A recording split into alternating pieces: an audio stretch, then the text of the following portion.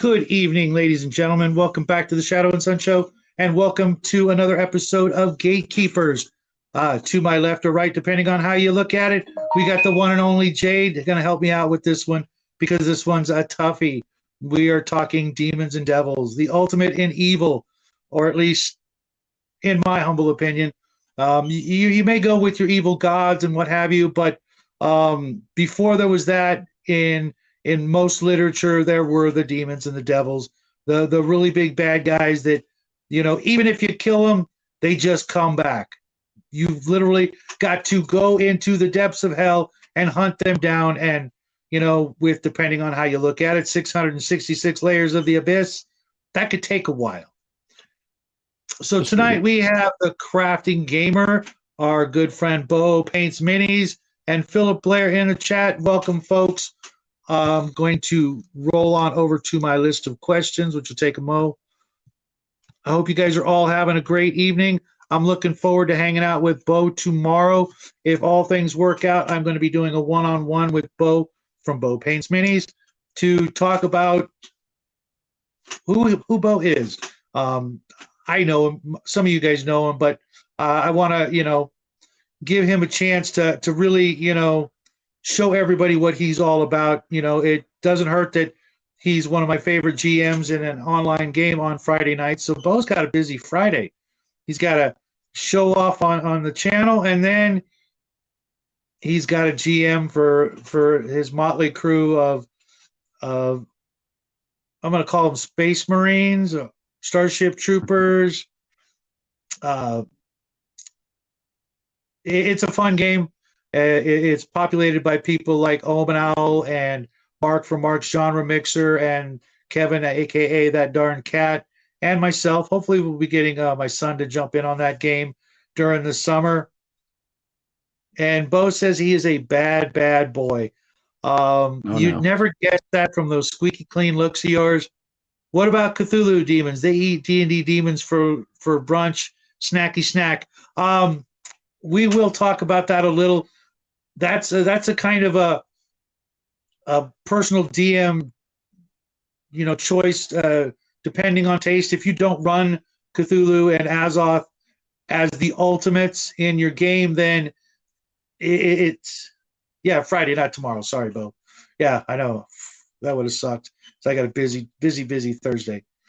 So how you doing, Dade? Anything new in your life? Nothing particularly jumps out. I'm going to be running a shop game, one shot this Friday evening, for a local shop of mine. And then after that, I believe the weekend is going to be my planting weekend. We're trying to get the garden going, but we have to have temperatures above 31 degrees Fahrenheit. Yeah, we've already lost half of our crops. And they've only been in the ground about a month. Yeah. Cthulhu we haven't put anything in the ground yet. Tartar sauce. That's funny. Welcome to the show, Six Nations. Tartar sauce. What are woke demons? They're scary, but they're easily defeated with things like truth and facts, and rugged individualism. So, with all that out of the way, I'm going to take a slurp off my water once again and dive right into the first question. And folks out there in the chat, feel free to chime in with your responses to any of these. I do have 8 questions for tonight. We may, derail at some point, which would not be a shocker to any of you guys out there. But I will try to hit them. Okay, woke demons are the ones whose heads explode when you recite holy texts. Okay, Mar, I can see that. Although that might not work with all of them, but sometimes they're the ones quoting holy texts at you. Well said. Well said. Okay, we just lost 2 eyeballs. Get back here. Where'd you guys go? Maybe they were woke demons following, and those truth and cold hard facts got them a running. So for the first question I have on the list, nose rings, definitely a weakness. Good point. First question, here goes. When creating the ultimate evil adversary for your party, what comes to mind? Ultimate evil adversary. I think it depends on the context of my campaign. If I am going to be delving into the depths of the abyss or even the hells of Baator, I'm going to probably it's a hard one to answer because it's really dependent upon where the campaign is going. So, as an example, I had a demon in the ancient times make a deal with at that time, a rather young dragon to sustain the dragon's life force, but at a cost. The cost was to be determined at the time of the dragon's death. The dragon was, hoping to be rid of the demon by a certain point because he'd been mortally wounded. Regardless, when the dragon did finally die, the demon had an inkling because of a prophecy of where the dragon was going to be at the time of its death. So the demon was actually trying to subvert the will of the gods and break the cycle of birth. Now, that's not my adventure. That's actually the Bastion of Broken Souls from WotC's 3rd edition D&D. And I really enjoyed that content enough to include it in one of my games, but I changed a few things. I added prophecies, I added all sorts of things. So the ultimate evil there was the fact that the demon was trying to break the cycle of human and of mortal birth. And to me, that was probably one of the most ultimate horrible evil things that could have been done in the world. Give me a sec. I am at a loss here. My screens all went dark on me. But other evils look to break the mortal plane in a way that they can escape their own torment or escape their own place of being, because some of them used to be mortals. So they know the nature of mortals. So they know how to tempt them. They know how to get into their minds and push them just right into committing the horrible acts in order to open the gate for them to come through.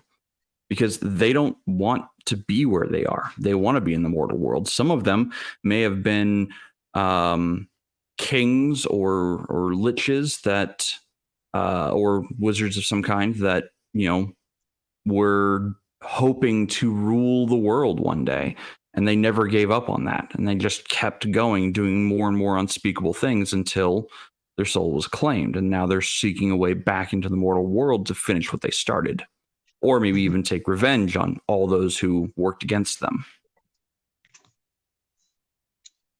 As most of you know, I run a fairly Judeo-Christian influenced galaxy, omniverse, multi-dimensional place of existence. And I tend to go all the way back to the beginning, not using the original first adversary, but one of the top dogs of that time. Using the biggest, the baddest, the ultimate of evil guy is really just completely unfair.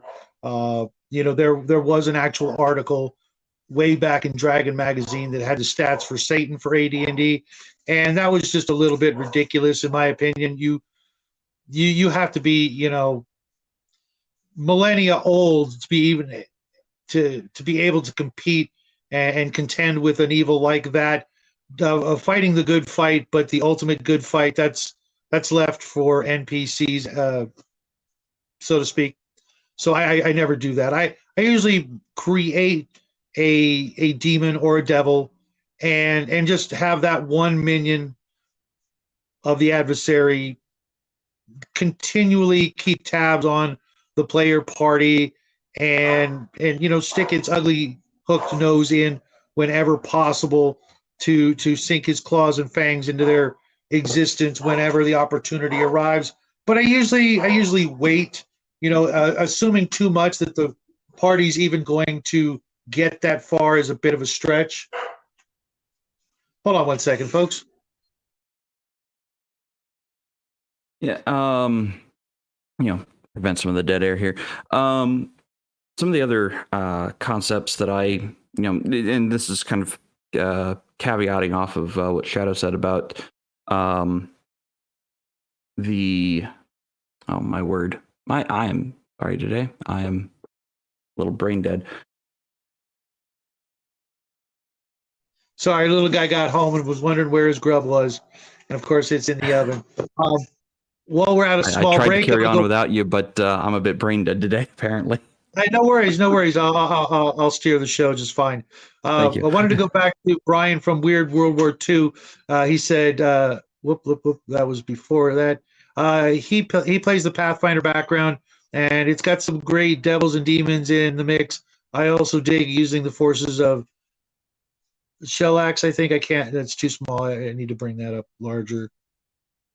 In my games, they're basically devil worshipping Nazis, weren't they all? How can you derail? Connell isn't here. Poverty, Six Nations demons like to confuse and obscure. They don't always have to be soul-eating monstrosities. Yeah, but that's more fun. The ultimate evil has control over the people without question. Bo also says, it carries a briefcase, wears a sharp Italian suit, and says, I'm from the government. I'm here to help. Amen, brother. Devils by nature are just in it for the souls and increase their master's might. Demons just want to destroy it all. I'm not sure what that symbol is because I don't have my glasses. It's pointing upward. Oh, okay. For the wrestle not against flesh and blood, but against powers and principalities and rulers of the air. Well said. I always use the big bads, lieutenants, exactly like I was saying. To me, power is not in the demon, but in the cult that worships it. I see where you're going with that, but I like the power to be in the ultimate, demon or devil lord that they're going to go up against. Stat them out, give them some multiple professions and what levels they are, then let them work within the confines of whatever I wrote down, and work behind the scenes and see what it would do if it was really had a bug up its arse against the players for whatever reason. Sometimes that old deck of many things, enmity between you and a devil card kind of illustrates what I'm trying to do. And for whatever reason, the demon was watching demon TV and came across your guys' channel and went, I just found some new people to arch. Yes, I did say arch. To me, players versus the one true big bad of the world is not what I'd see a good story idea. Right. It's a little too much. It's a little too Robert A. Heinlein, they're the center of the galaxy type of thing. And the characters can get there, but they've got to earn it. I'm not going to just put them down with a whole bunch of plot armor and wish them the best of luck. Yes, if you stat it out, they can kill it. Well, that would be fair. And this is a game, and I think it's only fair that at some point the players have what it takes to defeat them without using that holy relic designed to kill the thing, because I firmly believe that defeating it on the earthly plane, so to speak, is one thing. Going down into the depths of hell to make it permanent is a whole nother thing, and should be an epic quest on its own just to be able to get there. And think about it. You get plopped down in the middle of hell. Say there's you and your 6 buddies, and you're all armed to the teeth. That doesn't mean a darn thing compared to an endless expanse of demons or devils just looking for some fresh meat. Because how often do they get such a tasty snack as something being delivered to their front door, wanting to, barge their way in and slay a bunch of demons or devils. That's, kind of ridiculous. I've done it, and it is possible, but you really need to be able to pinpoint the location, get in, get out, and lock the door behind you on the way out. Hey, Travis, how you doing? And then Mara says, that pantheon I put on the Discord, I only have one evil god, but he's worshipped by more beings than any other deity. No surprise there. Not where you fight as players. He's not attacked except by gods. That works. It'd be like the Hell Realms in Diablo 2. Gets old fast. Exactly. I mean, if I'm going to be making the ultimate evil for my game or my game world, I want it to be able to be an adversary of the players, either direct or indirect. So, for example, I might have demons or devils, but I've also got my god-slaying dragons that are on the same power curve as some of those beings, demons and devils. So I am going to, because I run games that go into the epic levels and go into the tiers and realms of godhood. Those are forces that my players can face. And I don't have to necessarily stat them out. And, they don't necessarily die when you kill them the first time. It might take 10, 15, kills to get them down.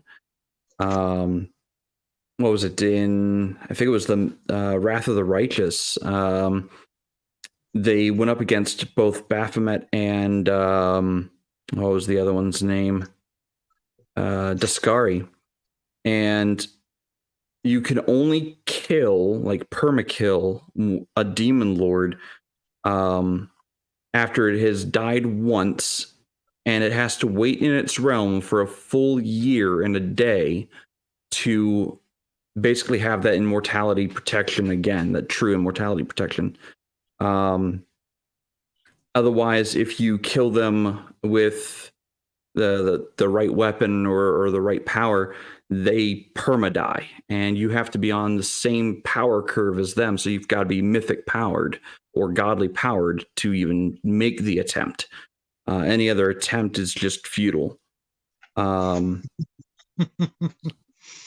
I mean, when they went up against Baphomet, they were of, I think, mythic rank 6 or 7. So they qualified to be able to take Baphomet out, and they did. But he'd already been killed once by a rival demon lord in the other demon lord's domain. So he had to basically sit in his own home plane because he made a mistake.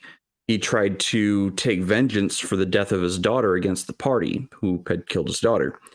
And he made the mistake of entering another demon lord's realm.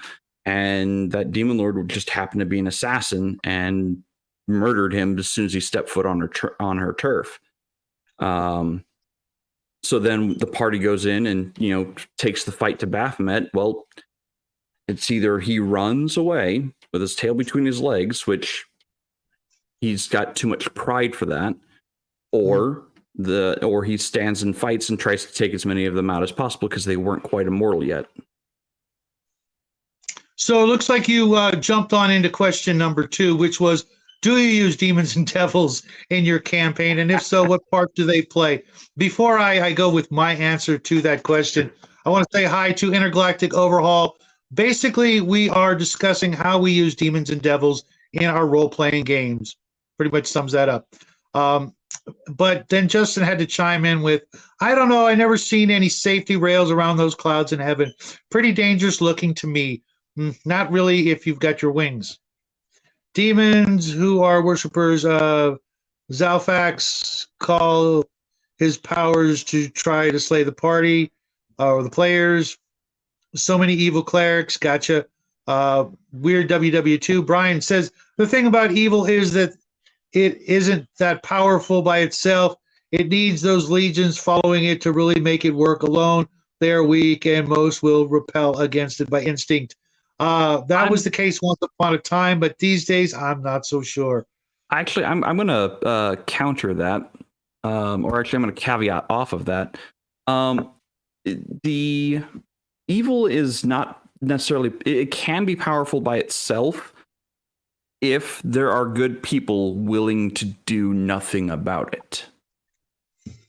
One of my favorite mottos. Yes.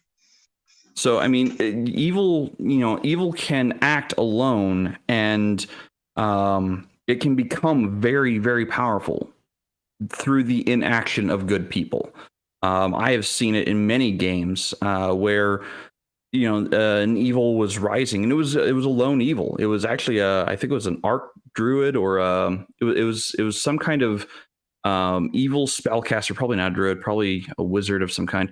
Maybe even a cleric, who had turned against their original order, their bylaws and whatnot, and they had perverted their use of magic horribly.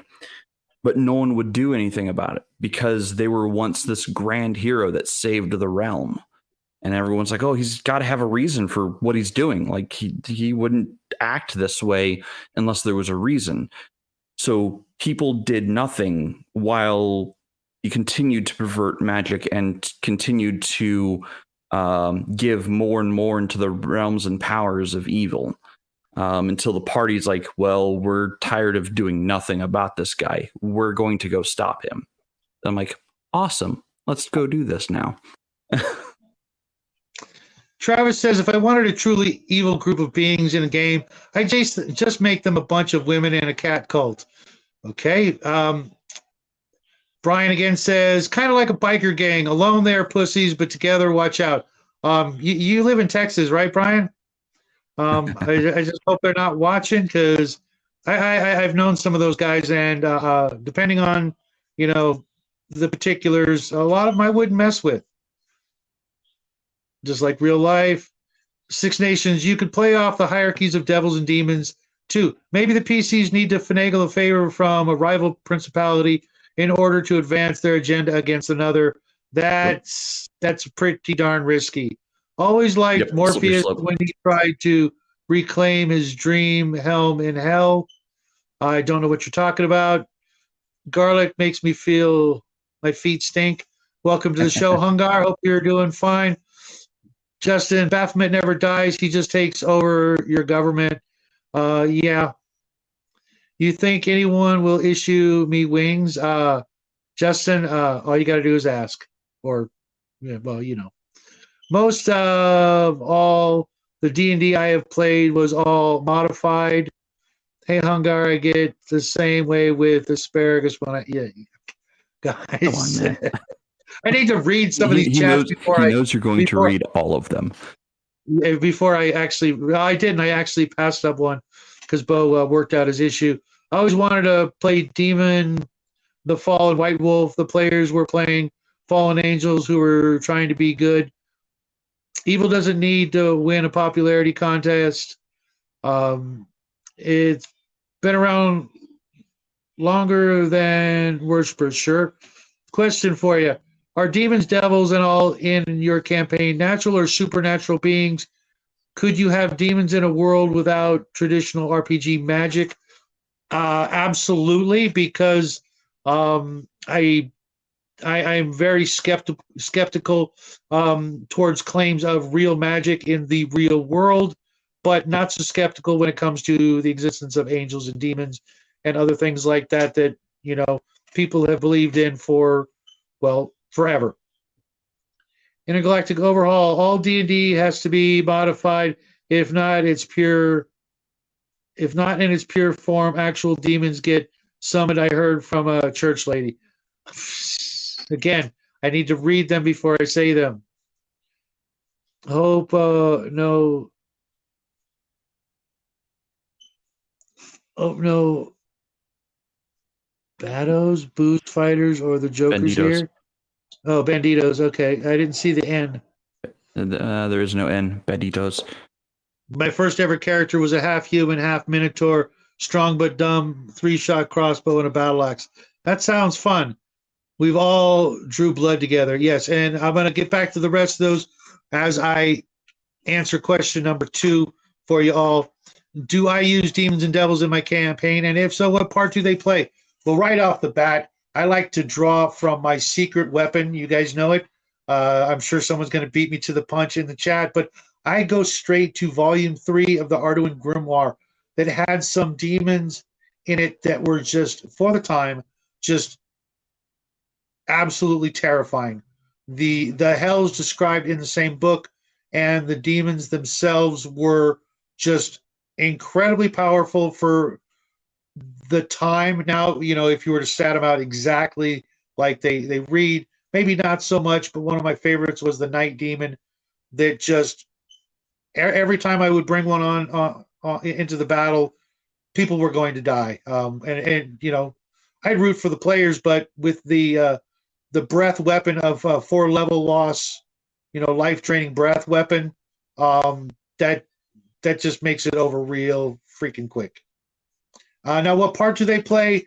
All sorts. I go from the tiniest of the demon larva and those little squishy demons all the way up to the big bads themselves. And anytime I get a chance to plop one down, I do so.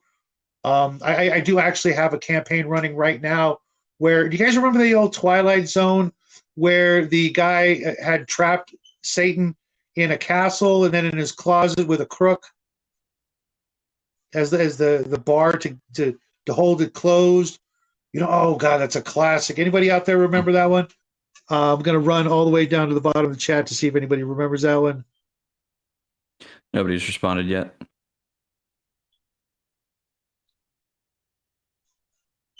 Well, it was one of my favorite episodes of the Twilight Zone. You remember it? Where this guy, he's lost in the mountains.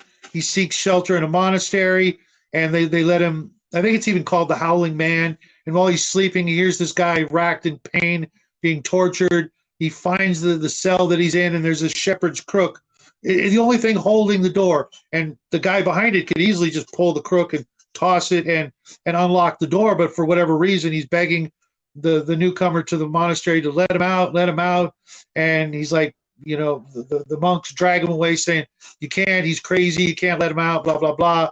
And then eventually in the middle of the night, he goes back and removes the crook, and the guy, thanks him. And as he's walking out of the cell, he slowly transforms into the epitome of Lucifer himself with the horns, the goatee, the whole bit, and then flies away. And the guy spends the rest of his life trying to trap him, and eventually traps him in his apartment in Brooklyn and uses the same crook to hold him in a closet, which I just thought was, kind of hysterical. But at the same time, well, my point is that very same version is a thing in my longest running campaign. The players have the same entity trapped in a not just a room, but a vault of just a mountain of treasure.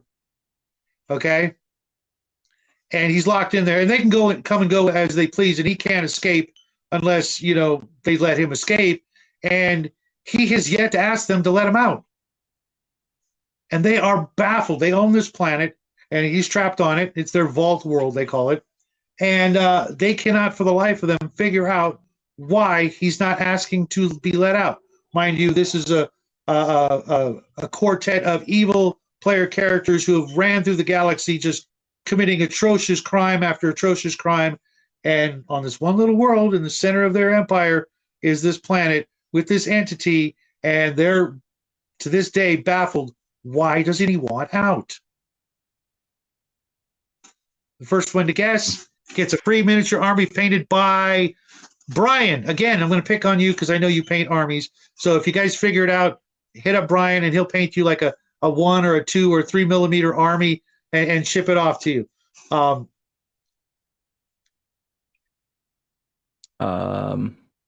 have some so theories, demons are born and not created. That's a good question, Mar. Actually, it's both. I like to think that the devils are the ones that were born and the demons are the ones that were created, if that makes any sense. That the devils rule over the demons, and the demons are the ones that throughout history have been born, died, and then went to hell and became demons. It just works out easier that way for me. How do you become half Minotaur? They're already half. Oh God, that's okay, Bo. That was nice. Read I the needed a questions good first. chuckle today.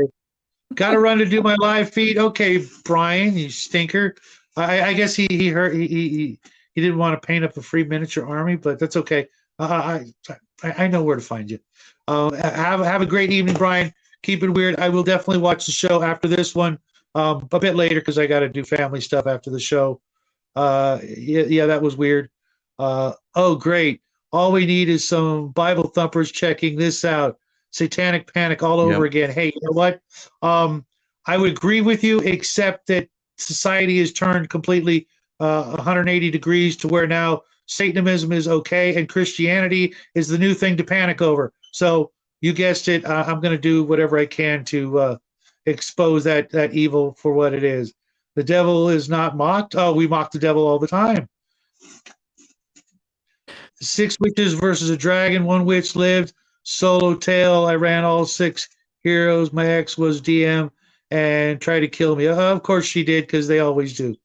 One of the strangest of all the strange Twilight Zones episodes. Yes, it was. It was such a classic. I'm pretty sure it's called The Howling Man. If you've got it, go check it out and get back to me. The Howling Man is episode 41. I'll check you out, Justin.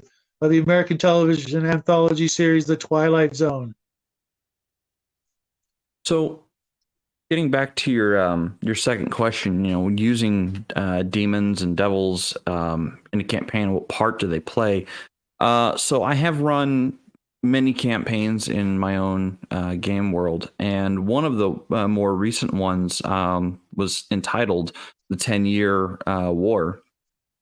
And in that one, the heroes of the previous story, well, okay, let me start. So in the previous story, the heroes won. They defeated their big adversary. However, the big bad evil, not to be outdone, decided to break time and break the universe, so to say, and tried to make a mirrored copy of the universe where the heroes won, and everything in that mirror universe, a coin flip is what decides what is different. So in one, the heroes won, and the other, the heroes didn't win. So the game started in the good world, the world where the heroes won. But the guardian over that world, the divine being that was watching over that world, was confused. They couldn't actually tell the difference between the two worlds because they both felt completely real, with beings who had free will and worshippers of all varieties. So to them, both worlds were real. Neither one was fake. So the divine being asked for heroes of a new generation to seek out which world was real and go to between the worlds to figure this all out. What had happened was the demonic forces, or forces of evil, wanted to take the power of the God Slayers for themselves. So they locked them in time at the final battle. And this lock had been in place for 10 years. Anything that enters gets stuck. The demons have been kind of feasting off the divine power within the temporal storm. So in that game, there is a plethora of evil beings in that other world who are seeking divine power, seeking and vying, amongst themselves to be the next one invited to the feast.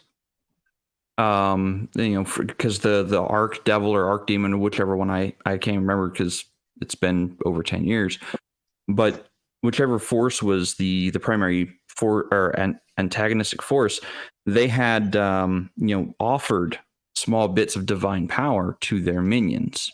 So they were all, again, vying for power, trying to do horrible things and take regions by force, proving that they could stamp out the weak mortals. So in that campaign, the heroes were supposed to bring hope with them to any place they went. They were the bringers of hope, the bringers of ruin to the demonic forces. The most common enemy was, of course, tieflings, but either way, that campaign unfortunately fell apart because people have lives and had to go separate ways, so it never actually made it to its conclusion. One day I might revisit that game. Sorry, I was looking something up, but I was trying to follow along. Intergalactic said, Proverbs 10:12, hatred stirs up strife, love conquers all offenses. I'm not sure why you got the LOL after that. Cancel culture took over the satanic panic because the evil guy likes the current status quo. Well, the status isn't quo. Six Nations panic. Oh, I see. You're just respelling that. The man is controlling the four of them. The Howling Man, yes, indeed. You were saying? Yeah, I think they're talking about the demon or the evil guy in the vault. Yeah. Anything to divert focus from the real issues is a win for the baddies. Absolutely. You can't turn on the news without seeing supreme examples of that. Nephilim souls are said to be demons, spawn of fallen angels, something to that effect. Satanic panic equals woke panic, or is bigger than woke panic. I think the devil is not mocked was the story of Yahtzees taking over a castle with Dracula in it. Now that I think about it, you'll have to send me some more info on that, because I like the sound of that for my Nazi dinosaur cult of Antarctica game I'll be running sometime this year, I hope. Sucks for the Nephilim, can't go to heaven, no physical bodies, can't go to Gehenna until the appointed time, all the while trying to inhabit a form while they can. Yeah. Arduin spotted. Yeah, good call there. What was that third edition? It's volume 3.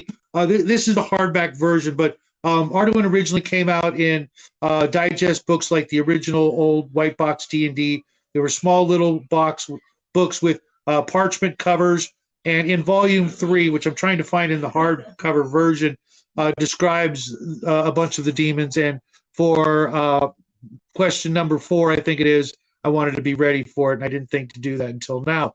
As for question 3, when and what level do you start pulling them out of your notes or favorite books to start harassing your party?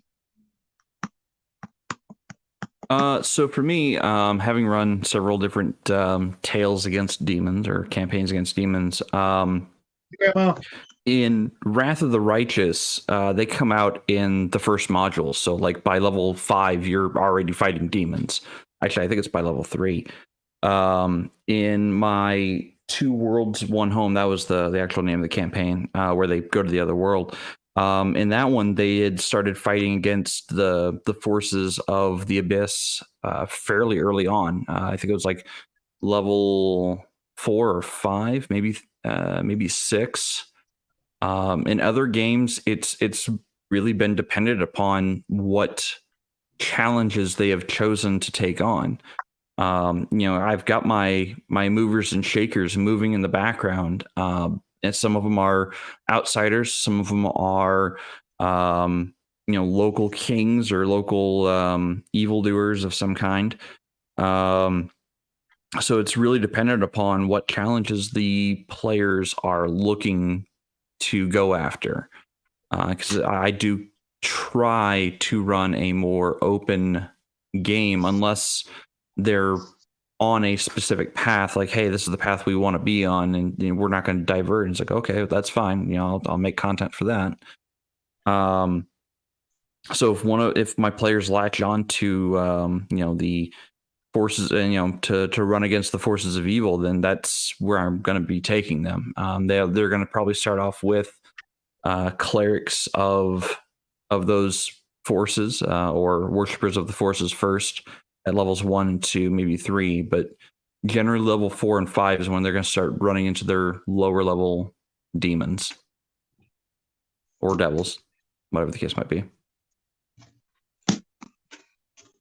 I like to wait, depending on the situation, until they're at least more or less name level, which is 9th or 10th, depending on, I'm speaking strictly from AD&D standpoint. Different games would have different, mechanical rules, but I really don't like to throw them out until they've really dealt with all the other stuff, all the way up to a vampire and a lich. It only makes sense that I sort of run through the regular bill of fare of monsters before I really start sending them down a certain pathway. Because once you start doing that, fighting the demons and the devils and things like that, it's not like elementals, which are kind of a similar type being in a way, from the other planes, other realms of existence, brought forth here to do somebody's bidding.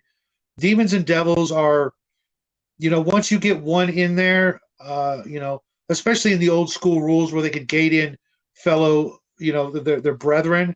If you tangle with for example, like an ice demon who could then possibly gate in another ice demon, and then he gates in an ice demon, then he gates in an ice demon, and if you don't, smack down all of them in a couple of weeks, your planet is covered in ice demons. Just by the basic laws of averages and what have you, unless somebody hunts them all down, in which case you're kind of okay, except for that now all ice demons hate you and are looking for a way in to get you and your family, etc. So I like to really give them a chance to fight a really strong vampire and a lich, and hopefully defeat them, in which case then they find out that the power that they had was partially granted by, their patron demon or devil, in which case, you can continue on the path of, tracking down the evilest of evils and go that route, or you can just chalk it up to, somebody else's job, or, well, if we ever see a demon, we'll be better prepared for that. Because sometimes people don't really want to go down that route if you're running a party that's not including a very good cleric and or paladin. They can just be like, that's way above our pay grade. We wouldn't even know where to start, kind of thing. And that's fair. Some people don't want to get into the aspects of going to other dimensions and things like that, which it can invariably lead, in that direction. So I like to wait until, let's just go with 10th level, and if they're into it, we'll go that route. If they're not, it's not it's not required. You can have a great fantasy game without ever going down that route.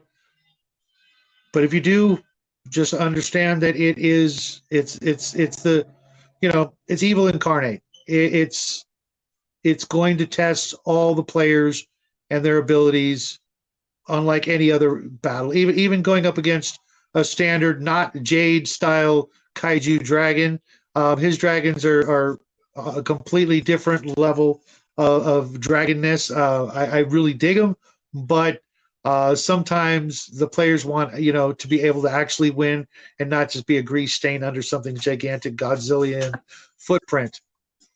Regardless, to be fair, by the time my players are ready to face the Godslayers, they themselves are forces to be reckoned with. Yeah. I think one person had the strength to lift up an entire house. So that's pretty strong, but that's not even a toenail of your kaijus. No. But give them weapons that are meant to kill. I mean, those kinds of beings, and they come up with all sorts of strategies. Hey, Grandma, I got an answer for your question. It's really simple. She is asking. She's trying to make sense of an old module. Why would bandits just hang out in a vampire-infested dungeon? Because maybe those bandits have been bitten once, but not twice. If you know what I mean. Maybe they're just draining them a little, and they're subservient to the vampires, but not yet full-fledged vampires themselves, because, the vampires aren't dumb, and it's like, well, we just milk the humans, until we get more humans. Yeah. But maybe in exchange, maybe they serve them in exchange for not being food. Yeah. How would they know if they were food? You know? Yeah, I figure inhabitants fulfill roles for the vampires.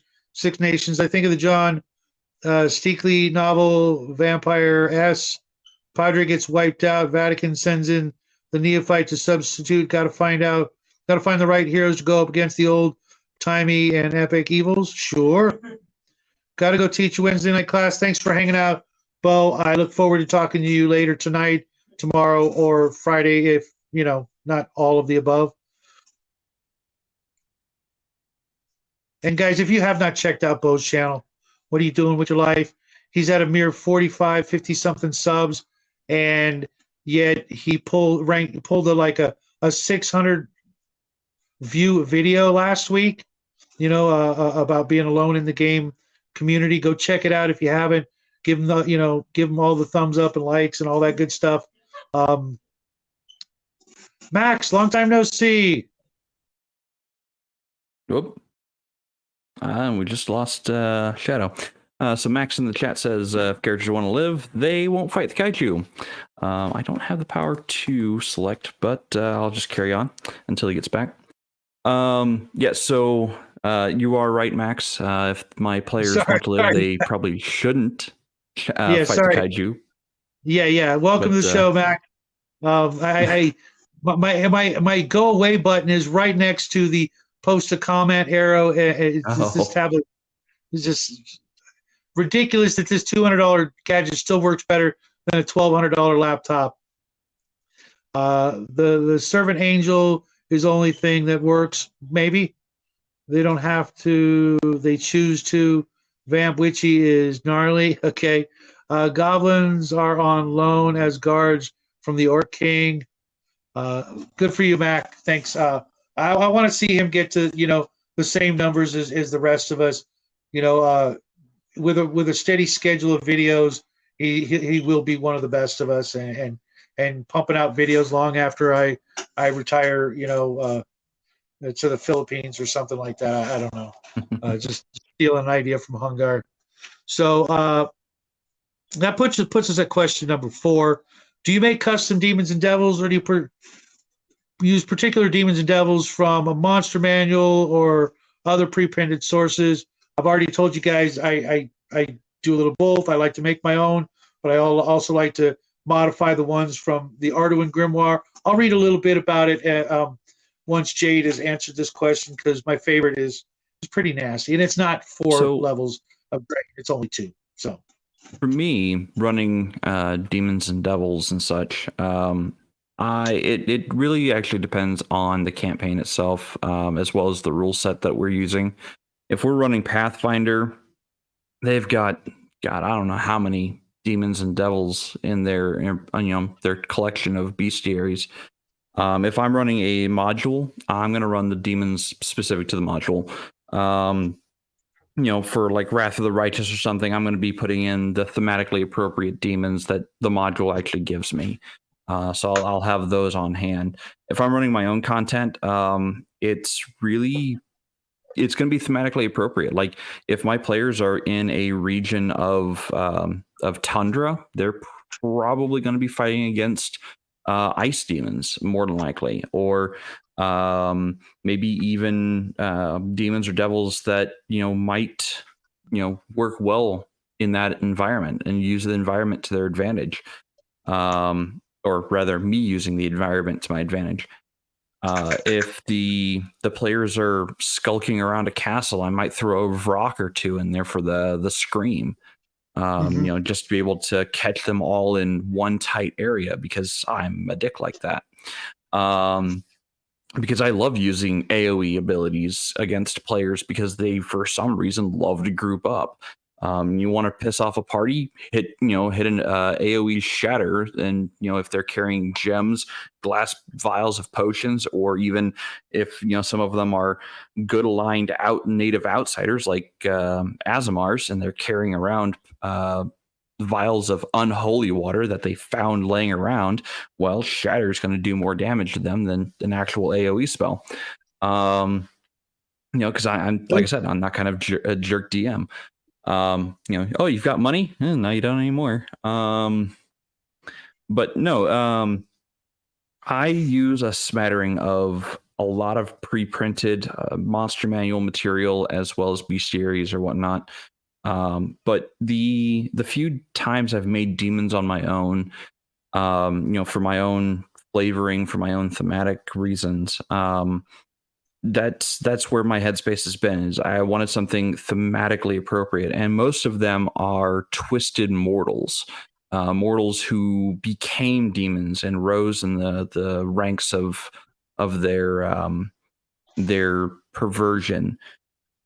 These are wizards or fallen heroes that gave in to the influence and temptation. Those who found found the easier path to take. So those heroes, I keep some aspect or some kind of thing about them, but I make them a force to be reckoned with, a force for evil to be reckoned with. And I've had player characters who decided to turn towards the darkness rather than the light, that because they didn't like the option of the light, and they thought that the option of darkness was less damning than taking the high road. And if you think about that, less damning. What was the light side trying to do? Well, the light side was trying to exterminate an entire species. And the player was like, no, I'm not okay with this.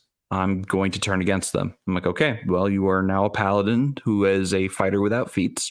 You've lost the power of your god. It's like, that's fine. I will find a new one.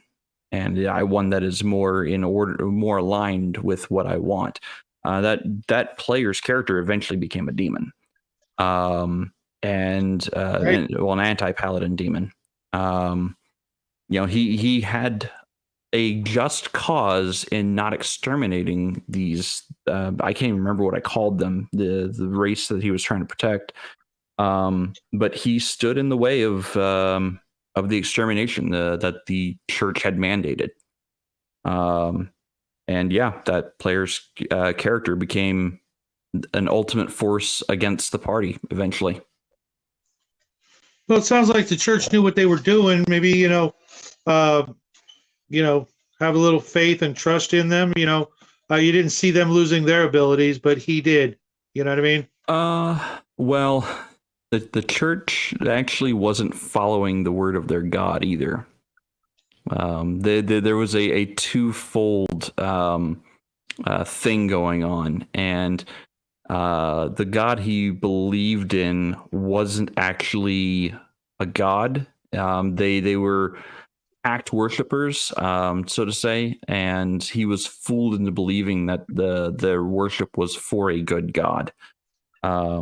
Because for the first half of the game, they did good things. But it was just that one thing that he's like, nope, I'm done. I'm not walking that path. I'm like, okay, let's do this. Yeah, that's a tough call, man. So Yeah, I found what I was looking for. Just want to give you a little taste, because I'm like that, little tease. I thought I put it on. Oh, I did, but I put it on the second page. Okay. Night Demon. Hit die 10 to 12. Speed 12 on the ground, 24-inch flying. Dexterity 20. Attack 2 claws for 46 each. 1 sting for a D8, plus a 4-level life drain. 2 if save versus poison is made. They're 9 to 12 foot tall, ebony-skinned humanoids with bat wings and eyes like glowing pools of fire, long barbed tails and fangs, and claws of pale translucent violet. Totally immune to life drains, no surprise. Lightning, paralysis, petrification, cold, acid, poison, and fire. But they suffer a -2 save versus disintegration. Okay. Night demons fear holy water, which burns them like acid for D8 points of damage, which cannot be regenerated. They can and do use up to 4th level magic. They hate and attack clerics on sight. Every third melee turn, A night demon can breathe forth a 15-foot by 3-foot black flame, which does 66 points of damage, drains 2 life levels, and rots those struck by it for 3 points per round thereafter.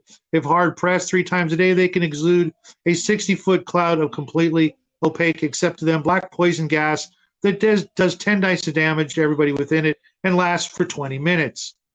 While inside the cloud, the demon gets +3 to all attributes. They're invisible at night or in shadows or dark places. Anyone slain by a night demon becomes a specter under its control. And it is rumored there's a night demon that has ascended to god status. One of my favorites, just a little taste. Obviously, we could beat that. Well, yeah, sure, if you're less than 12th level and there's only 6 of you. But otherwise, I think you'd be pretty hard pressed to deal with it. A moment ago, Intergalactic asked about ghost rules. Depending on which game you're using, they got to be out there somewhere. I like to use believe it or not, the rules from the game called Chill that has some really cool. It's a horror game where you play basically ghost busting, ghost hunting characters, and there's a cool system. Max says World of Darkness. The only legitimate demons are Succubus from Justin. World of Darkness, Ravenloft supplements. Yeah, the second edition Ravenloft has a crap ton of stuff. I'm looking at a stack of it on the other side of the studio. That's roughly a foot thick of supplemental modules. There's all kinds of stuff in there. I also think I'm going to head out. Okay, Justin, take care. I will see you probably Friday with Hungar, unless I see you tomorrow night on Table Breakers.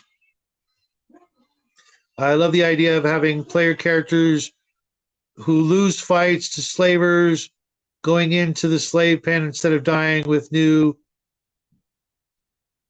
What is that word? With new uniforms, animal forms.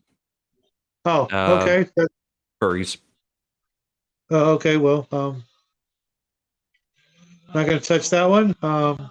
Furries. Well, I mean, you can have the like cat folk, dog folk, whatever, animalistic race. Yeah, I actually have a few. Traveler has the Aslan and the Vargur. Oh, he meant uniform. Okay. All right. Yeah, new uniform. Yeah, I think that's called a loincloth. But tomato. Again, never heard anybody use the word tomato, but whatever. I played more Hero Quest than D&D. Love Battle Masters, but played that alone. And good guys always won it, it seemed. Yeah, you know what? I had both those games. I have the new Hasbro, Milton Bradley, whoever the hell put out the new Hero Quest. It's the same freaking game. Just everything about it. I mean, literally, it's the exact same game. Just everything about it is better. The minis, no cardboard, furniture and all that crap. And Battle Masters, I wish I kept that game. My son, when he was younger, would have loved the heck out of that game. Now trying to find it. Good luck. Intergalactic, Legion. There are some good ghost rules, progression, powers, levels set in the old second edition Ravenloft on Richter's Guide to Ghosts. I actually have that one. I liked Chill because it allowed you to play a ghost. They had a section where you could, run the monsters, as it were. I think it was called Creature Feature or something like that. Later, Justin. I still wish I had the old original Game Boy version. Supplements, good memories. Yeah, the cool thing with Hero Quest is they've actually pumped out a crap ton of new stuff for it after their Kickstarter went, solid gold. Ravenloft was your jam back in the second era. I bought all the Ravenloft stuff. I've never run it even once. I have just about everything ever made for Ravenloft. Just saying. Yeah, slavers steal their stuff and give them nothing but rags. Trooper 1985 says, "Demons! Welcome to the show, Trooper. I don't believe I've seen your your handle there before. If you're new to the show, welcome to the show. I hope you stick around. Yeah, he's from my simul stream. Awesome. Welcome to the show. I hope you're enjoying what you're hearing. You mean A4 module? Yeah, that was a good one. And Devils and Outsiders, oh my. And Jade says, hey, Trooper. So I think we covered question number 4, right? We're done with that one? Did you want to add anything to that? So. Okay. Let me relook at. Yeah. Because I also can you give an example of one of your favorite demons or devils you like to sick on your players? And well, there you had it, the Night Demon.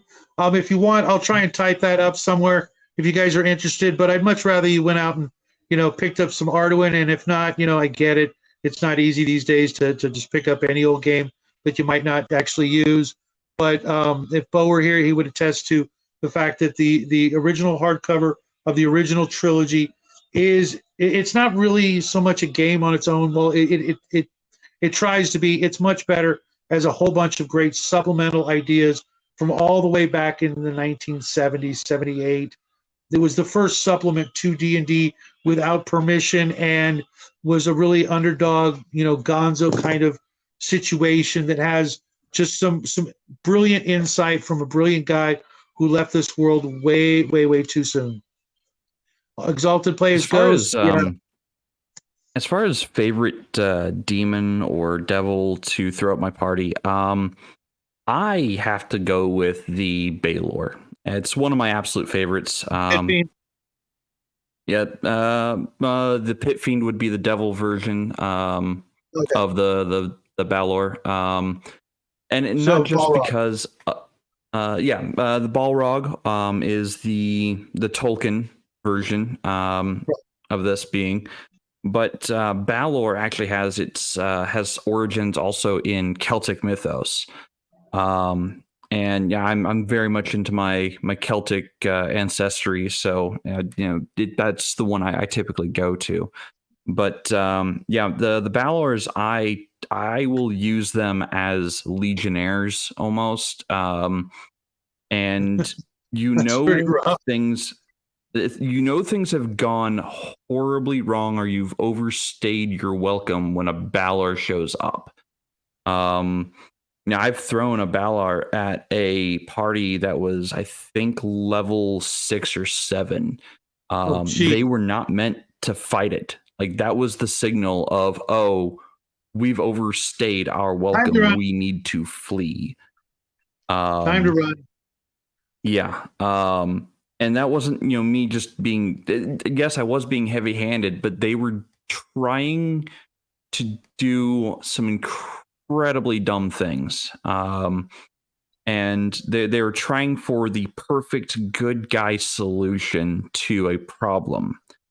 The issue with that was and I had already stated, that the ritual had been completed when they arrived. Like, they burst down the door, they see the candles, they hear the chantings, and it reach a crescendo, because they spent probably 5 minutes in the hallway debating what they should do before going into the room. And I'm like, well, I'm not stopping the ritual. Like, the ritual started before they even entered the building.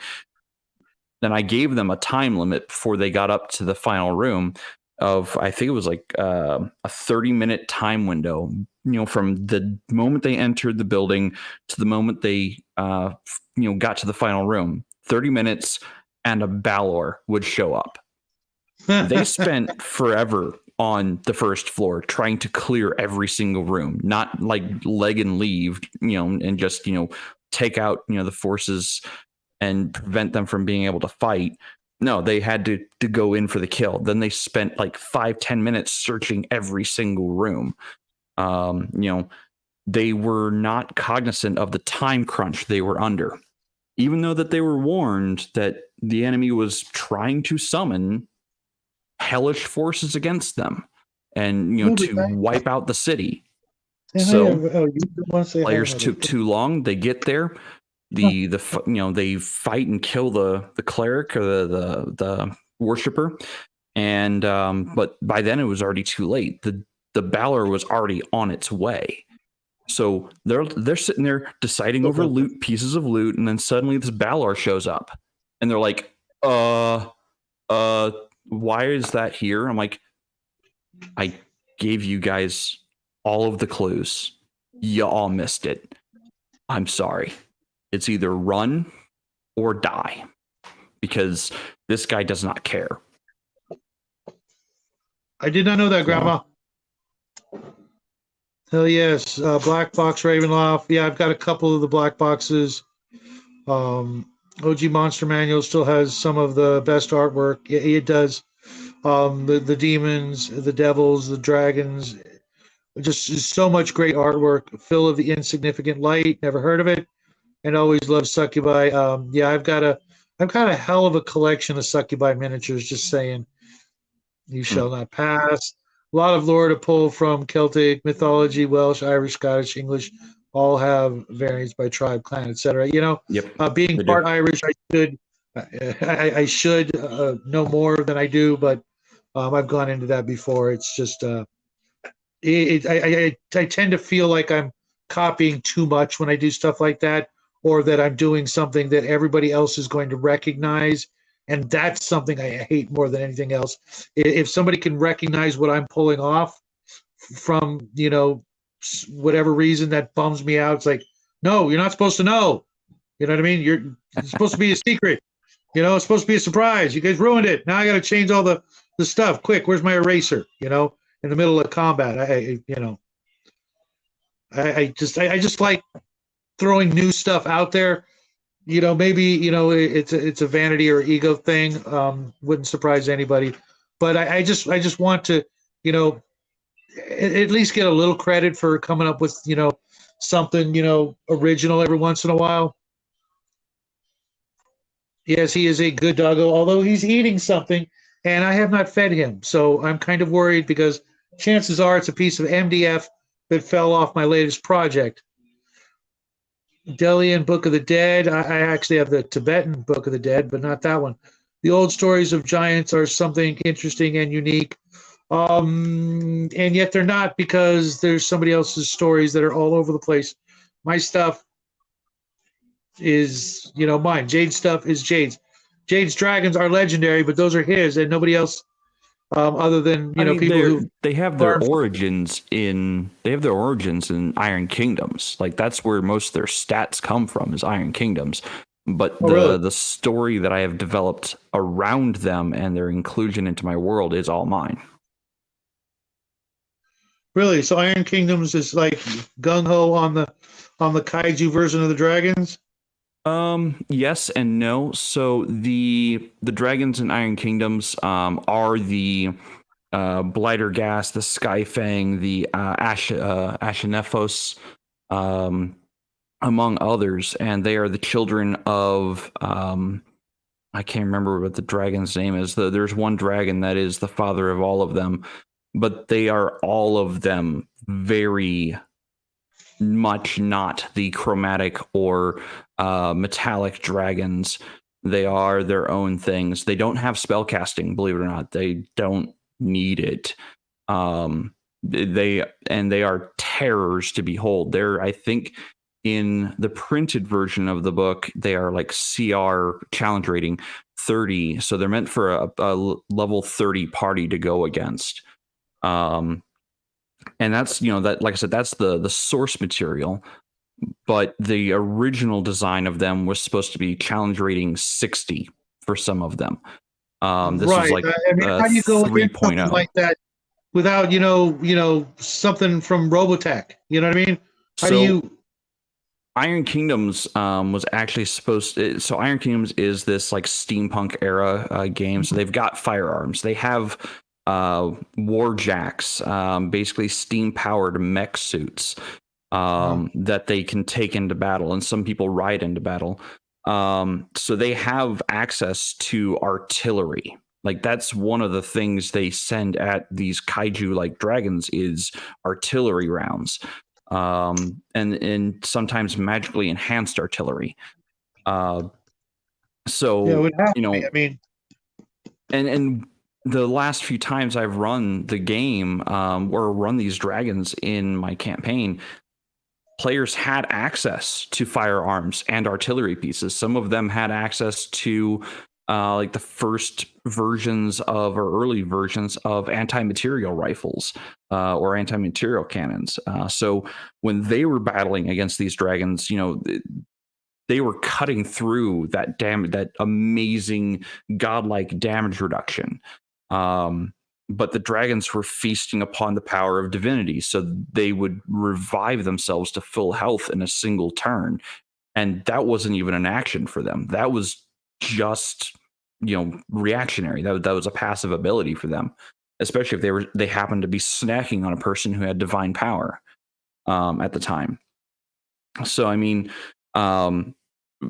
other forces or other things my players threw at them were like beyond 9th level spells that they had access to.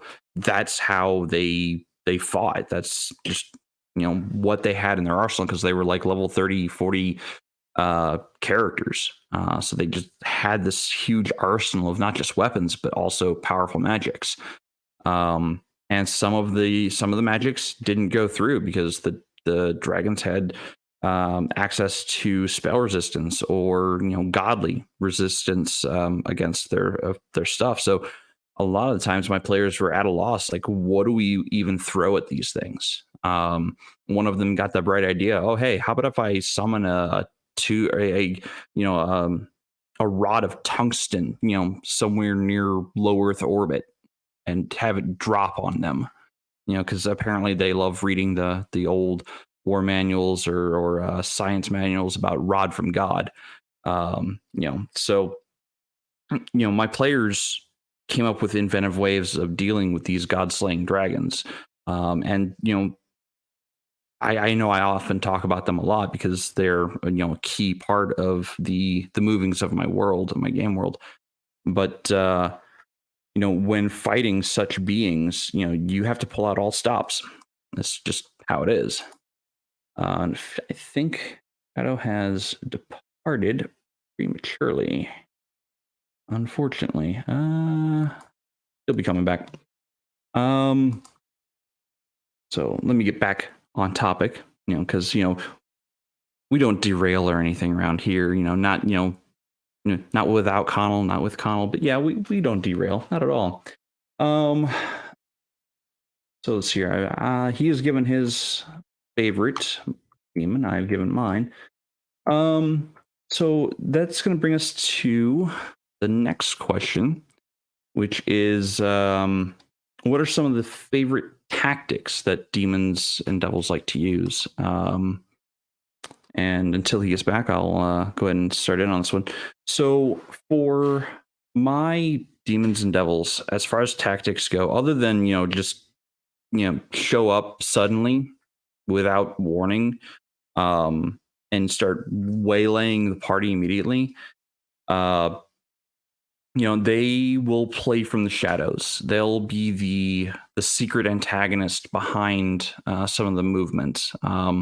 They're going to use mind controlling spells. They're going to be using different kinds of mind games against the party. They're going to try to get the party to turn on themselves. That's one of my favorite tactics to pull, especially if there's a paladin in the party that has a weak force of will. Like, I'm going to bend their will to me. That's one of my absolute favorites. As a matter of fact, in Wrath of the Righteous, early on in the campaign, the paladin had a very weak will save, and I had commanded them. It was a lower level spell, mind control spell, but I controlled the paladin into attacking the party. I couldn't defend against his lethality because he had it was Pathfinder. He had Vital Strike and all the mythic stuff to make it extra.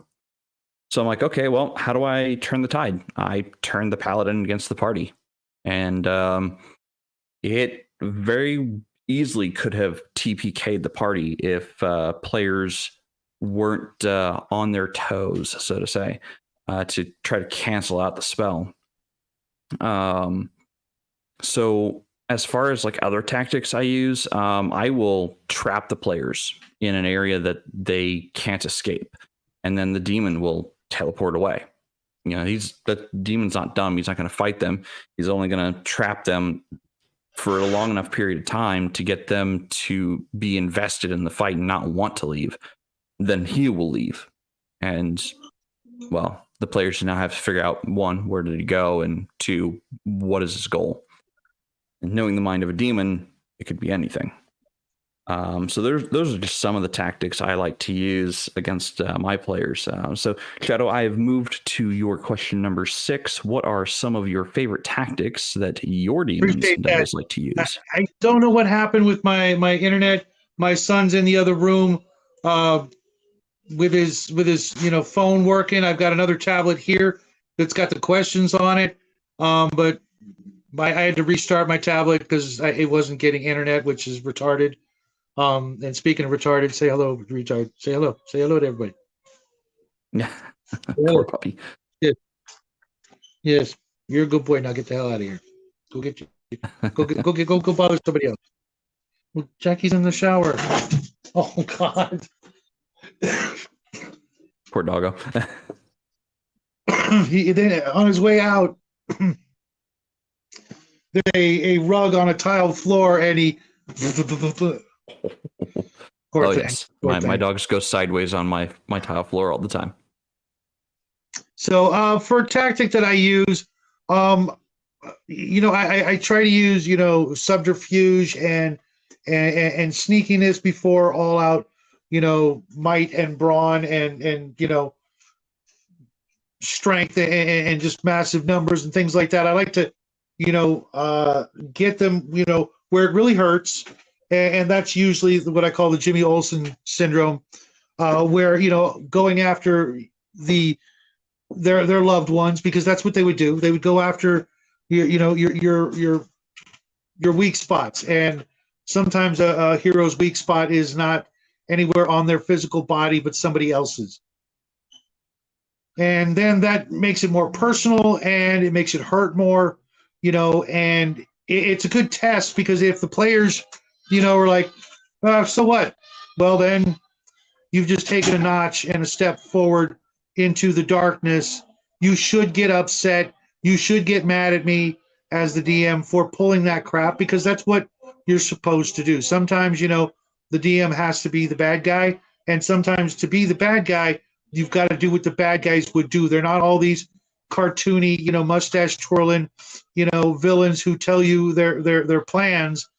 Instead, they're ruthless, evil bastards. This is evil incarnate. This isn't, Saturday morning cartoons, Skeletor style villainry. Welcome to the show, Bruce. They would go after what would hurt the most, what's most likely to turn you into what they are, because they probably all have loss or the feeling of loss of their own. Son, but not son. I really follow the old 2nd edition AD&D rules for demons and devils. Devils will trap you in layers and laws bylaws heretofore, and therein my demons will just use emotions and son, not son. Sin. Yeah. My that screen damn was scrolling autocorrect. fast when I catch up with. They use. God damn it! The new okay. Autocorrect does not like that word. I've seen that on multiple occasions. It's like, oh, you mean son, right? No. Every programmer you have, if you don't, Yeah, I'm not going to read that one. Nope. Because I would never say that. Because, well, no, just no. So that's what I do. I mean, sometimes it's really fun to pull out the Pit Fiend, the Balor, the Type 6, whatever you want to call them, the big monster demons, and just, slash it out. But let's face it, the idea of, 1 on 5 or 6 or 7, however many in the party, that this big demon is just going to look and go, ha, I'm out of here. Magneto or Doctor Doom fighting the Fantastic Four type of thing. No, no. I think we all should have learned the lesson from the Teenage Mutant Ninja Turtles way back, the original movie when the Turtles tried to fight Shredder on their own, nothing. But when Shredder, who only has two eyes in front of his head, has to watch out for all four Ninja Turtles, coming at him from different angles, that's when you win. Well, the demons have seen that movie. They're not going to fall for that. They're going to be out of there. They're like, what? There's 6 of you? Well, I'm going to take out the cleric and the wizard just to really piss you off, and then I'm out of here. Because that's what they would do, especially the wizard. Your wizard, they're your most powerful weapon, but your biggest liability. Without the cleric, without the wizard, you've got no healing, you've got no hardcore pure magic to fight pure evil. And without those, especially if you're actually in hell and your wizard dies, you're stuck there. And then he can send in, literally 1 billion demons at you to just dogpile on you, leaving nothing but not even a stain, because those lemurs and rot grub thingies, larvae would lick all that up. There'd be nothing left of you. Not even footprints by the end of the day. It would just, they're not going to fight stupid, because that's one thing they are. Of course, there's some low intelligence demons. They're not going to fight fair. They're not going to be stupid. And Sheridan was interesting in that he was on paper less powerful than one turtle and would fight all four. Right. Yeah. But that, it's a perfect example. The demons would have learned that mistake a long time ago, or the devils or whatever. Obviously the lesser ones are still gonna, mob mentality. Let's just fight them. We get to eat them. That sort of thing. But once you get past a certain point, they're like, nope, right out of here, right, Max? Especially when they see, a party of, half a dozen or more 10th level to, whatever plus level characters just gunning for you. They're like, no, I'll wait till you go home. And then one night you're walking home from a bar, and that hottie on your shoulder that you think is a hottie is really one of my minions with a couple of, magical amulets to keep you from figuring it out. That's, one of my top succubus, ready to lure you into that dark alley or into that hotel room. And when you open that door, suddenly you are now in hell, and then dog pile, it's over. Okay, one hero down. How many's left in the party? That's the way they would think. That's the way they would act and behave. And shame on you if you don't big shell game. Really push yourself to, unfortunately, put yourself into the mind of that kind of evil and go after the party the way they would. If they're going to go down that route, because, if they're going to go down that route, they probably done some pretty heroic deeds, armed themselves up really well, and, are probably starting to get full of themselves. And, every once in a while, it's okay to, knock them on their butts and make them, realize that, no, we're not going to win every battle. We're not going to win every fight. And maybe now we got to be, sorry about that. I don't know what the boy's listening to, but it's not your typical rock and roll, is it? Set them on their butts, make them think, plan out, and be a little bit more careful, because, if they're still breathing after that, that in itself is its own reward, because how hard would it be for, a real demon to just eliminate the party in the matter of, like an hour? That town you loved, portal, here comes, 1% of hell. Now there's nothing there but a crater. And that kind of touches on, something we talked about a few episodes back, was that, the big bads shouldn't be targeting the party directly. They should be targeting what the party loves, what the party is trying to protect, be it a city, be it a family member, or whatever the case. Like, don't target the player characters. True evil will never be direct. The only time true evil should be direct is when they have overwhelming force. If the true evil does not have the advantage of overwhelming force, they are going to fight indirectly. They will put up cat's paws and smoke screens, getting the party chasing their tail constantly, and always questioning who is against them and who is leaking the intel to our enemies. They're going to be questioning whether or not it's their fellow party members, if it's one of the servants of the party, if it's somebody in their employ, whatever the case might be. And then, once you strike at their home base when they're not home, or even when they are home, it's not for the straight up fight reason. It's the I'm here to take something and you're not going to stop me reason. Because I've maneuvered you in such a way that you're not going to be in the right place at the right time to stop me.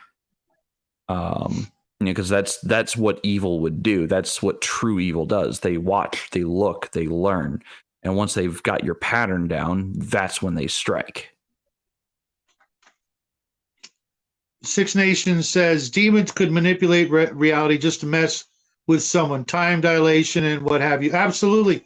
They have, the bigger, more powerful ones, and maybe certain ones that are, actually just wizards, for lack of a better word, would be able to pull all kinds of those spells, alter reality, phantasmagoria, all kinds of things, and improved invisibility to stalk you, and then do their stuff. It's really unlike any other nemesis that you could put up against the party. They literally, I'd say the sky's the limit, but clearly it's the other direction. But they could pull any punch, any dirty trick that you can think of. That's just scratching the surface of what they're capable of. RPG Grandma says there's a Chinese film that has some demons and mortals teaming up to fight other demons. Sort of crazy. I'd love to see the name of that. You can maybe shoot that out towards us later, maybe in the comment section when the video is over, that kind of thing. Bruce says, I think demons would go along the lines of the seven sins. You can absolutely model them after that and have, your seven demon lords or devil lords that epitomize each of those sins, and then work their minions out from there. That would be an easy way to do that. Most of the books that I'm familiar with never really went that route. They just sort of, came up with different ideas, starting with the original Monster Manual. They had bone devils and horn devils and things like that. And that was just a little bit too much on the cosmetic surface. I think you should go deeper than that. Maybe even coming up with some other, darker emotions and things like that to go along with the seven deadly sins. And give the player, if you're going after, let's say, gluttony, well, that there are ways you can go against that. Staying fit and healthy and avoiding that particular sin would be right off your best defense. And then once going after those kinds of demons, well, if you're fit and healthy, you're running circles around them, and you can just lop off parts of them as you see fit, until you're left with nothing but a pile of whatever. Jade says he's used the seven sins in a game before, but it was like an affliction, and once killed, the slayer was cursed to become the sin. Okay, that kind of sucks. Well, I refuse. I'm going to retire. Thank you. The concept there was they didn't know what the affliction was, and it was an ancient curse laid down onto a family that eventually kept passing it on, because people would kill them, they'd become the curse, and it was a curse by I think a demon lord or a devil lord. I can't remember the details. It's been 15-20 years since that game. Dave, you have to leave the show. I'm banning you from the show. You have not seen The Prophecy with Christopher Walken? I have not, actually. The first one's great. I'm not so sure about the ones that come after that, but Shauner's right. The Prophecy movie is one of his best performances as just a shit. You could not have gotten anybody better to play that part, and I absolutely love it. What year did that come out? Shauner? I'm sure Yeah, it's I don't know literally in his what. hands as we speak. Oh, probably. There's a lot of movies that I just haven't seen. I don't consume a lot of silver screen media. Not as many, not as much as most. I consume other media, books, audio books mostly, um, and even I also really, It my says wife and I really enjoy 1998. anime. So, oh, 1990. Okay, Okay. real quick, someone Um, I'd go ahead. I'd I've have got to hit one of been the. I'd have been under the age of 10 when that movie came out. So, So definitely not for your prying eyes. Um, oh, Mar Hoffman. 1995, Okay, I'd have been 10-ish. Mar Hoffman says, "All right, Lust did something amusing as a way to distract Nightwing and Starfire into spending most of the day enjoying each other's company." Okay, right off the bat, that just irritates the crap out of me because of what they did to Nightwing. Nightwing and Starfire were like the coolest couple in comicdom ever. In my humble opinion, they were some of my absolute favorite characters. And what did they do? Well, they just ruined it. Why? Why ruin something that good when you make something like that, that rivals literally Romeo and Juliet as a couple meant for each other, even if only to end in tragedy, um, or The Princess Bride. If you can create that kind of chemistry, even on just paper with scribblings and ink, and you can create that kind of magic only to destroy it for something that made absolutely no sense until you throw in wokeness to it. That is a great way to get me to ramble off the topic and want to go after the show, and then go somewhere and just scream real loud while my family just looks around at me like I'm crazy, which would really be no different than any other night. So we're going to bump Yes. right into question number 7, which is what sort Okay. of weakness or vulnerabilities, which almost segues into what you were talking about earlier, into your demons and devils. Do you have any weaknesses or vulnerabilities that you tack on or build into each and every one of them? Besides, So, obviously, the basics, holy water, and mm, turning of undead type of thing.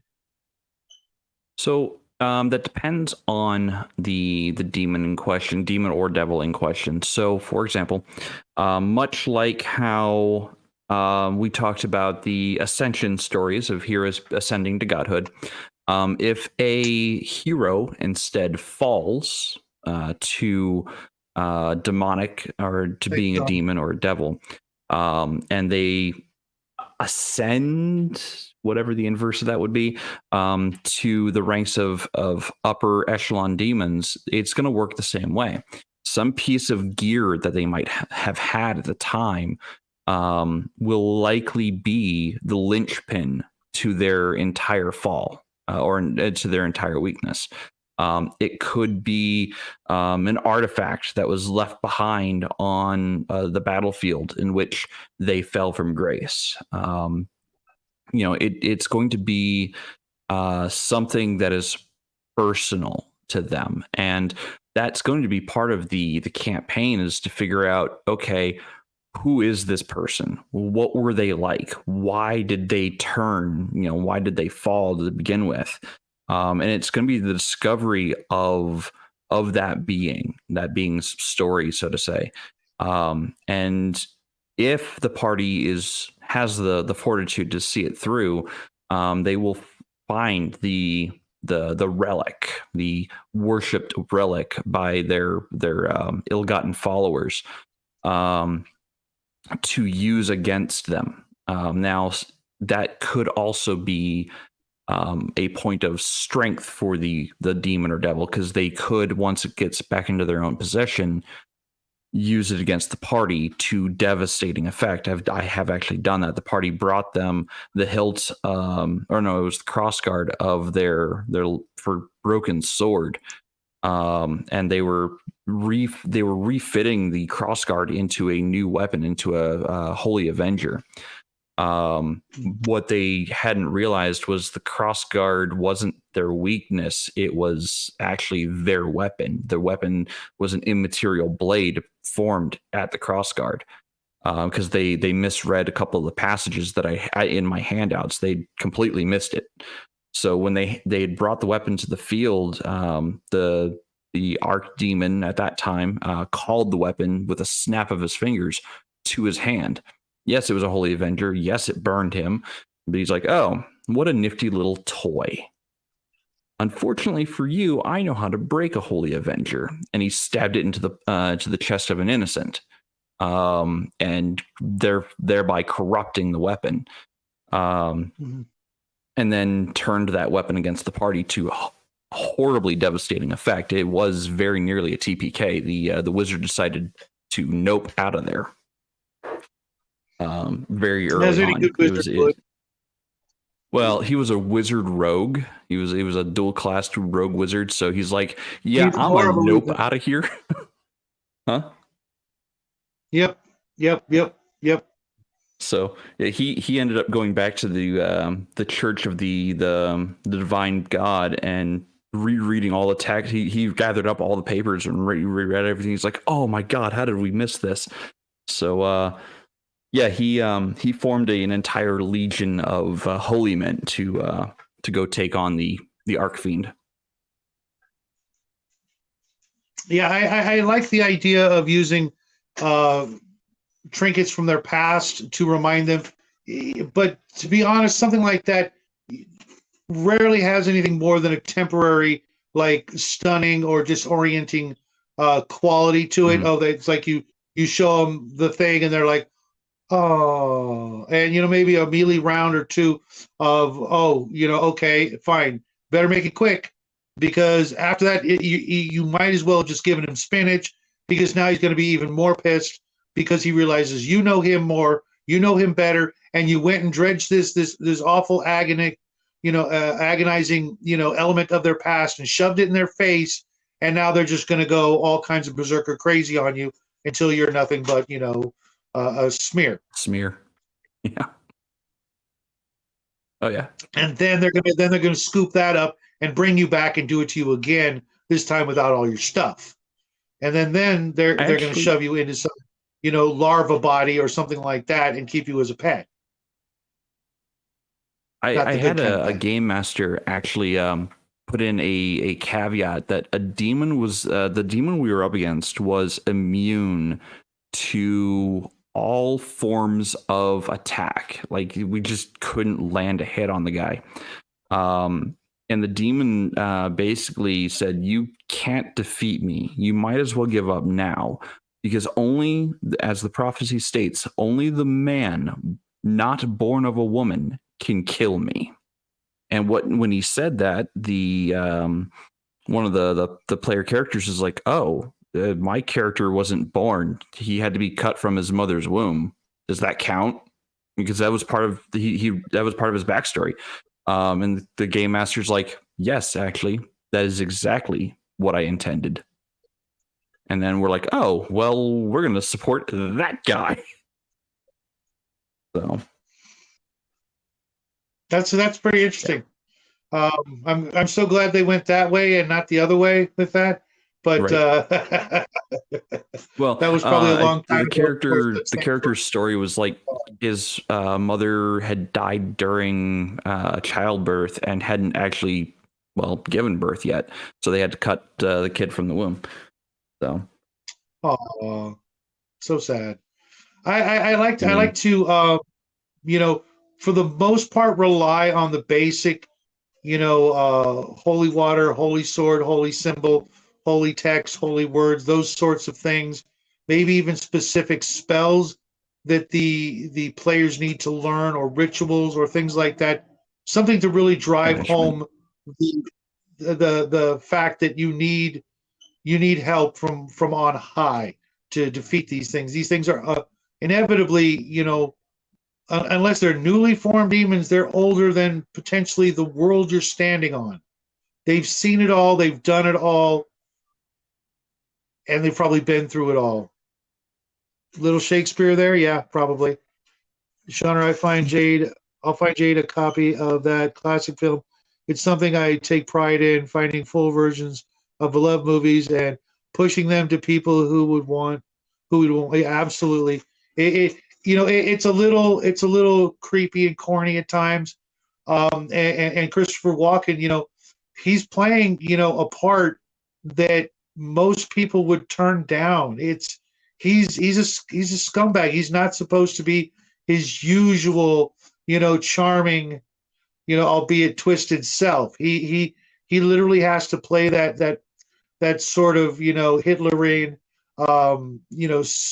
spittle on his lips sort of maniac that not many people will put themselves into that position because it can typecast them for life. And fortunately for all of us, Christopher walked out of that unscathed.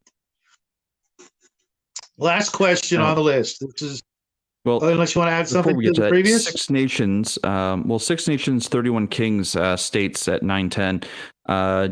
I'm not sure I follow this. No Bud Light in Jade's campaigns, I'm assuming, should be good. I'm not. I don't follow the Bud Light reference unless it's something else. Not born of a woman. Oh, okay. Yeah. I tried to allude to that too, but Six Nations, good for you. Just don't forget that the company that cans that piss water also bottles and cans a whole lot of other products. Just saying. I mean, and the same guy played the Red Skull as well as Elrond. Yeah. Yes. I forget his name, but yeah, he played Red Skull and he played Agent Smith and Elrond. Thank you. Phenomenal actor who literally before The Matrix, I had never seen, and clearly he wasn't a young man in that movie. But once you get a good role, people recognize your talent. I was going to say genius, but it's really, I think that's a little much. And hopefully they'll continue to be in good things. Christopher Walken is weird enough not to be typecast. Yeah, he's got an interesting tale to tell of his life when it's all over. When it's all said and done. The first time I remember seeing Christopher Walken was actually in that music video. God, I can't remember what the name of the song is now. He was in this music video. He was in like a hotel lobby, and he having a ball tonight. Ended with him like flying. Huh? What was that? Having a ball tonight from Saturday Night Live. Having a ball tonight. I think that was the song. No. It was more recent song than that. I'll look it up later. My first experience with it was from watching SNL with my old man way back in the day, and he did that, and I'm just like, who is this guy? Why is he singing this old timey song? And then, it stuck with me. And then as I saw him in more stuff, and learned that that's how he actually got his start was a song and dance guy, way back in the old days. Of choice. The song was "Weapon of Choice" by Fatboy Slim. That was the very first time I actually remember seeing Christopher Walken. Really? Yeah, absolute first time. Anyway, so question number last question of the night. We're barely going to be able to squeak this one in because this is kind of it could be a biggie, could be, no. But do you ever send your party members to hell? And if so, why? Give an example. And I don't mean metaphorically. I do mean literally. Right off the bat, I'm going to go with, again, the deck of many things when you have the enmity, between your character and a devil, or literally when someone's imprisoned, or any of those cards from the deck of many things. That's an upper level kind of magic thing that happens. And I tend to, work it all around the demon lore or devil lore that seems to be sort of instilled within not just the tarot cards, but the deck of many things.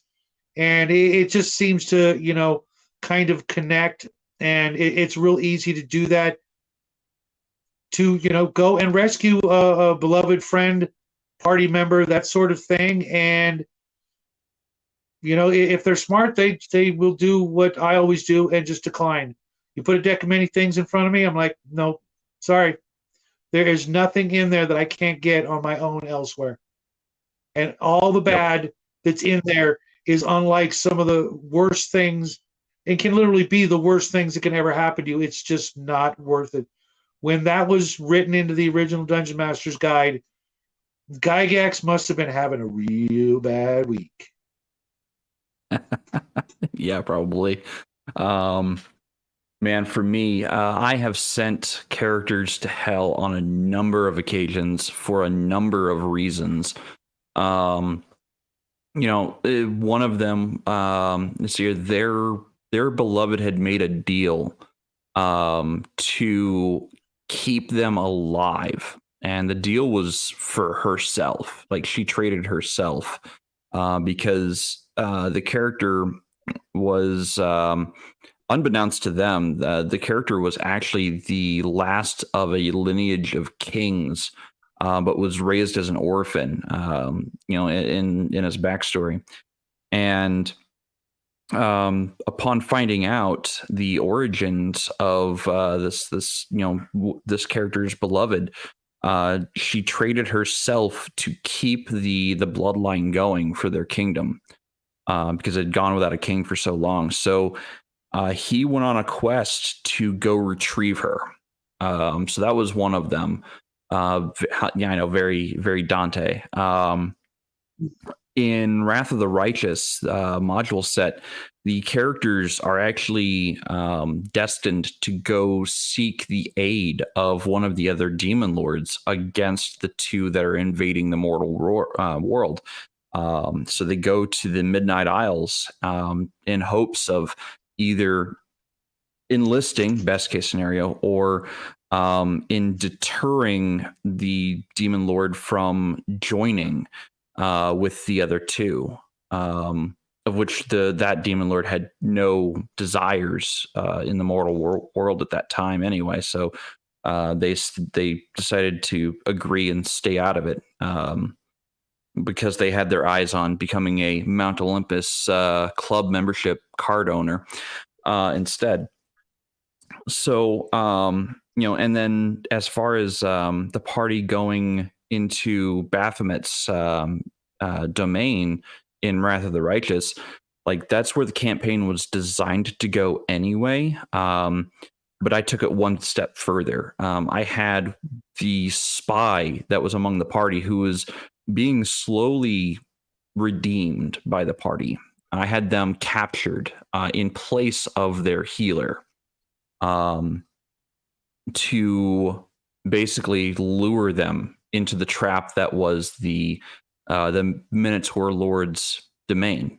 To get them lost within the maze and have their bones rest among the million other bones. So I mean, I have sent my player characters to the hell dimensions, the Baitor and the Abyss on a number of occasions for a number of reasons. Most of them don't always make it. Some of them actually give in to the temptation and start walking the line of perversion in whatever domain they are in. Some of them give in to wrath very easily, and give in to the torturous aspects of it. And then once they realize their mistake, they're like, oh shit, I've got to do atonement, don't I? I'm like, oh, you've got to do more than just that. I've been taking notes because that's what I do. Welcome to the show, Colonel Crank. You just hit at the tail end. We're just about 15 minutes off the show. I hope you will come back and watch the rest of it, or if you've already been here the whole time.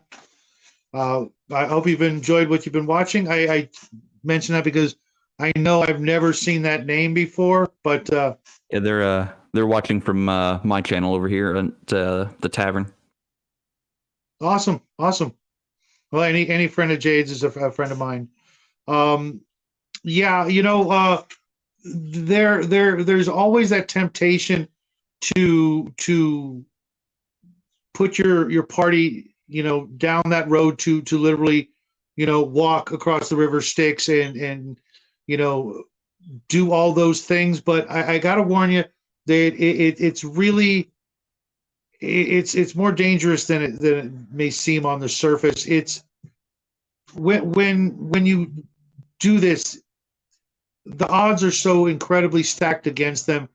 It's almost like, you might as well just, give in, surrender. You'd have been better off, doing something else.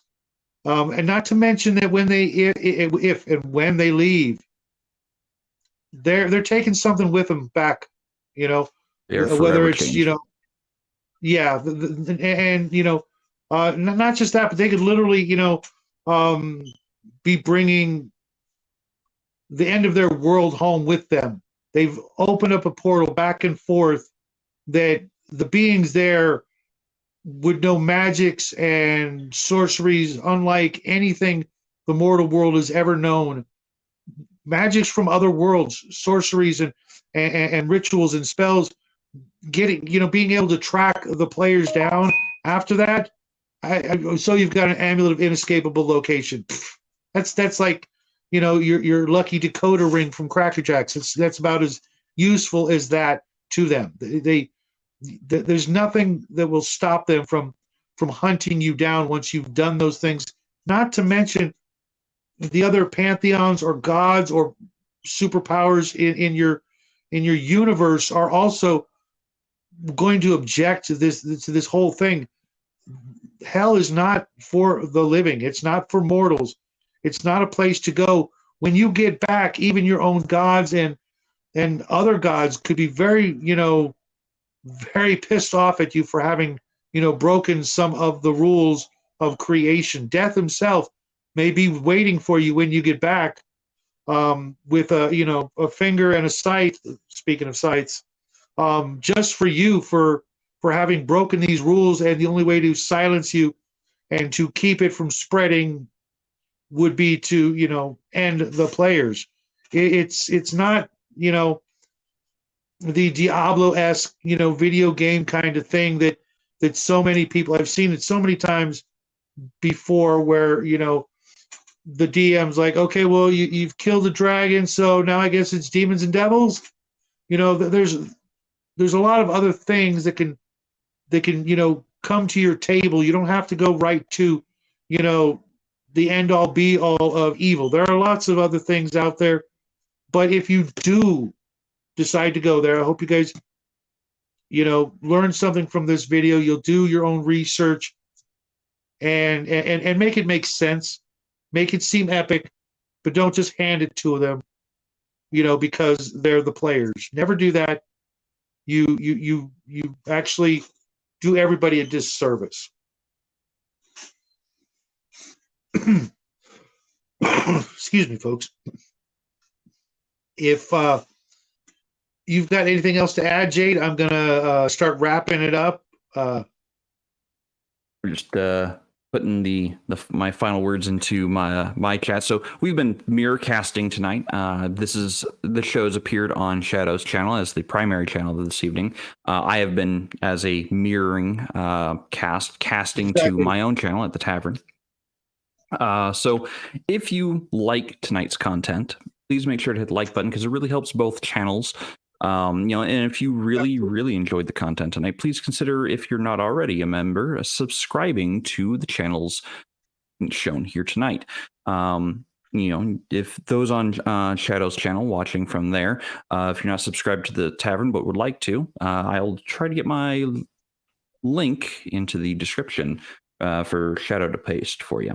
If you are watching on my channel or at the Tavern, you can find Shadow's link, or a link to Shadow's channel, in the video description of the video you're currently watching. But yeah, I think that about wraps up the forces that oppose the gods. Yeah, this was a fun one. I've wanted to do this one for a while now. I hope you guys enjoyed it, and I honestly hope you don't get to this point in your campaign until further down the road. It's not something to jump into lightly. It makes sort of a mockery and a comedy out of your game if you do it without the right reverence and forethought. Like Six Nations says here, there's a hierarchy, a set of rules and government. When you break them or bend them, there will be consequences, and they may not be what you expect. You may, inadvertently put yourselves under the dominion of other powers that you weren't ready for. As players, the DMs, you're more than welcome to do whatever you want in your game. I just highly recommend that you do a bit of research, do a little thinking about it before you send them down this road. There are many roads to go down to, but the road to hell it's a hard one to get off. Trust me.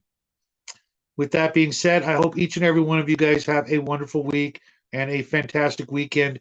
We will be back tomorrow to finish up part 2 of Kai's Pathfinder game, which should be a lot of fun. I say that because I'm hoping that there would be more to it. Maybe he'll run it some other time and we can finish it or something like that. I really I got to be honest, I'm not a big fan of the 1 and 2 shots. All they do is make me want more, and that's kind of an itch you can never scratch. Yeah, I know that it's my way of giving all you guys a compliment, except Connell's game, who I'm still getting indigestion every time I think about it, for obvious reasons. But it's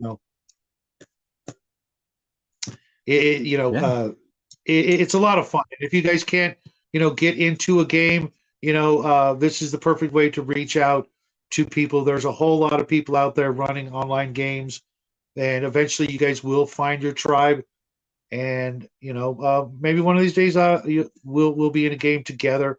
I'm in quite a few games right now. I've been very lucky. I need to make a video to thank each and every one of the people I've met over the last. We had our year anniversary. Our first real live appearance was with Biggest Geekus a little over a year ago that I began to meet all of you fine ladies and gentlemen. Before that, my son and I were just making videos and hoping for the best. But thanks to some people like Cal Vanoni and Grim to Say and a few others out there, they got us to start reaching out to you guys and interacting with you guys, Max and Bruce and everybody else. And here we are, almost into our 3rd year with a whole tribe of new friends. And until I get to make that video, I want to thank each and every one of you guys. You've made this year really something unique and something I would have never guessed could be a possibility. Hold on, Trooper. Not born of a woman would make that archfiend vulnerable to every clone trooper and Boba Fett in Star Wars. Sure okay, would. With that, I'm going to say goodnight to each and every one of you. I love you guys. Thank you so much for being here. Have a wonderful day. And until next time, happy trails. Night all.